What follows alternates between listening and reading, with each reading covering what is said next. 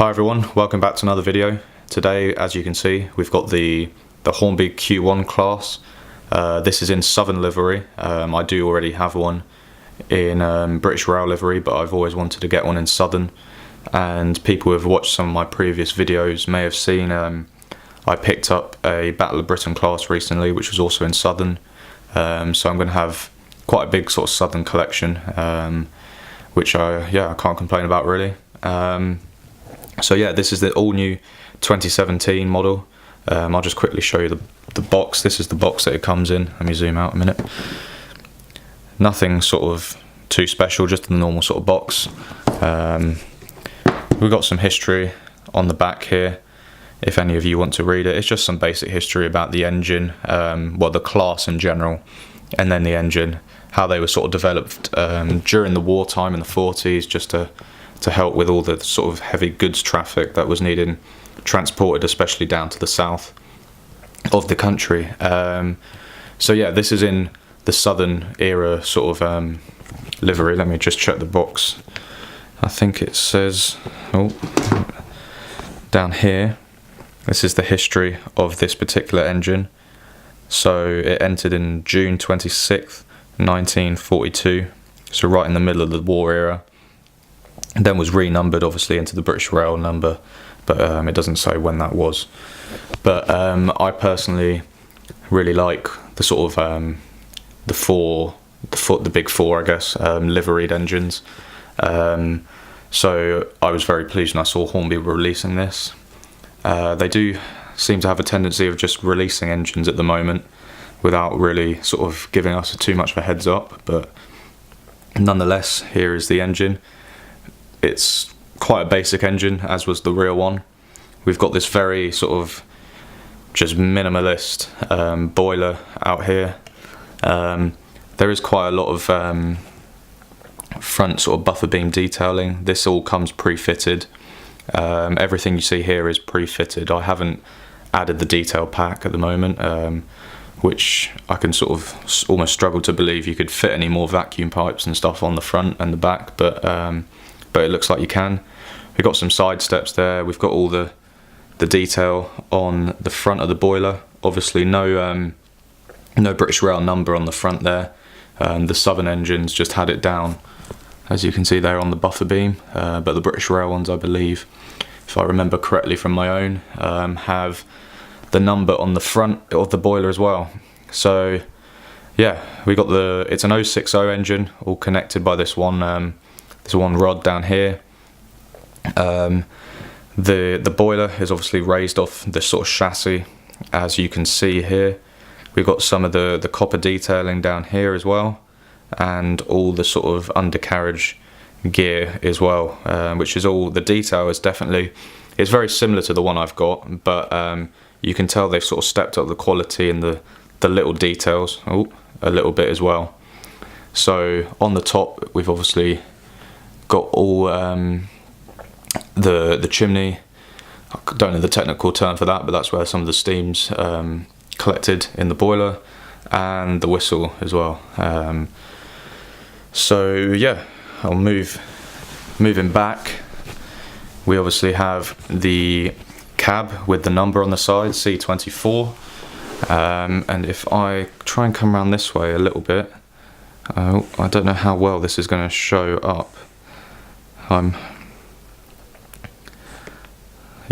not sure how well. I might have to sort of detach the two, but let's see if this works. I don't know how well you can sort of see that, but there is a lot of interior cab detailing, which is not on my sort of my other loco. So that is a definite increase in sort of detailing compared to the old ones that Hornby used to make. We've got this sort of undercarriage gear down here as well.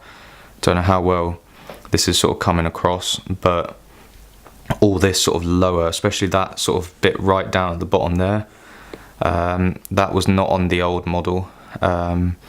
So that is an extra. We've obviously now, as you can maybe see, the old one as well, the tender and the actual engine body itself were coupled by the old style coupling, where the body had the little bit sticking out and it had the metal contacts on it, and you slid the rod down from the tender into that, and that made the connection. Obviously now all the Hornby engines seem to be connected by this sort of wire between the two, and this is no different. So that is a change as well. So I'm not sure if that's for the better or for the worse. I've sort of have mixed feelings over those myself. We do have these, I don't know how, if you can see there, these sort of bits on the side, they slide back and forward. They're just sort of, we got them on both sides.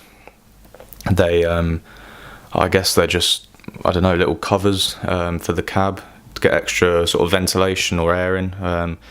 Not really too sure, but yeah, we've obviously also got the steps down there. You can sort of see a bit of the cab detailing in there. You've got the big red handle for the oh, what's the name of it? I've lost the name of it now. The regulator, that's the one. Speed regulator. You can see that's a big red handle, and it's very nicely done in the cab. And then we come onto the tender, which, as you can see, if I raise you up above, it's sort of pushed over to the top side there, and there's a little gap running down this way. That's because down in there there's a little window for the driver to basically look back, and he looks back through that sort of gap, and it gives him a clear view out the back of the engine in case he's having to reverse it. We'll just need to look in that sort of general direction. It's a three-wheeled, three-bogeyed sort of tender. We've got the steps at the front. We've got these little doors on each side. And yeah, we got the sort of rear steps as well attached to the buffers themselves. And then some rear detailing as well. So I'm not too sure the actual detailed pack, where that's meant to go. I'm going to have a better look at that some other time. But yeah, the detail on the tender is pretty much the same. Got the rear steps, the filling sort of station area there. But yeah, overall, it's pretty similar to the old one, but just the general sort of quality of it, you can definitely, there's a noticeable difference in the general quality of everything. And there's little extra sort of detailing as well. Oh, I forgot to mention, you get these little pipes down to the wheels. I believe, if I remember correctly, those are for sanding. You know, if the engine is struggling with traction, they have a sand supply on board, and those will sort of supply the main driving wheels to try and get the loco a bit more sort of traction off the rails and get it moving again. So I believe that's what they're for, but one or two of them might be for a different reason. But yeah, extremely pleased with it. It's obviously going to add to my already sort of quite large southern collection. And yeah, I think I'll get it running now, have a few sort of tracking shots of it, and see how it looks sort of running. I'll probably get out some other southern stuff as well, just to have it running alongside those as well. So hope you enjoyed the video. Sorry I've had a bit of a delay, I've been sort of very busy recently, but yeah, thought you might enjoy seeing this new Hornby sort of engine. They're obviously trying to release quite a bit at the moment. They seem to have a backlog of stuff which is sort of due to be released, but despite those sort of delays, I think the quality coming out of Hornby at the moment is very good. So yeah, thanks again for watching, and I hope you enjoy the sort of short running session to follow. Cheers.